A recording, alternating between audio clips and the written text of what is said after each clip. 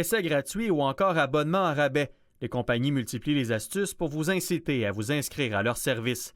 Mais si vous oubliez que la période de gratuité se termine, ou encore vous ne vous rendez pas compte d'une hausse de prix, la facture peut grimper rapidement. C'est tout le temps le concept de je te donne 2 semaines gratuits, puis après ça, j'embarque tout le temps l'abonnement sans que tu le saches. Là. Le ministre de la Justice, Simon-Jolin Barrette, veut encadrer les pratiques des différentes plateformes de diffusion audio-vidéo, des services de livraison de repas ou encore des compagnies de télécommunications. L'idée, c'est de faire en sorte d'amener de la transparence pour le consommateur, puis que ce genre de comportement-là ne se produise pas. Là. C'est malhonnête ce qui se passe présentement.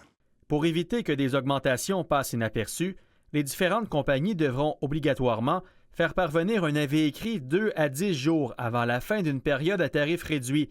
Elles devront aussi indiquer clairement quel sera le nouveau prix et à quel moment il entrera en vigueur.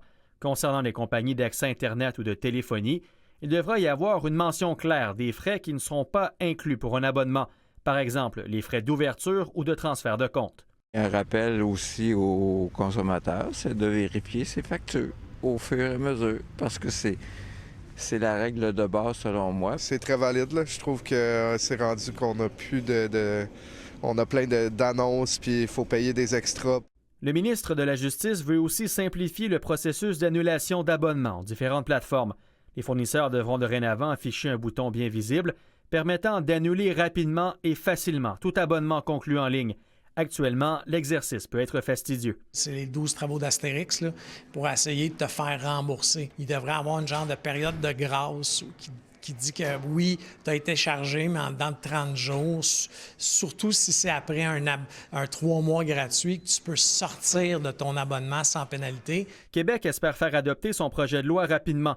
Si les entreprises enfreignent les lois, elles risquent des amendes pouvant atteindre 1 250 $ par jour. Étienne Malouin, TVA Nouvelles, Montréal.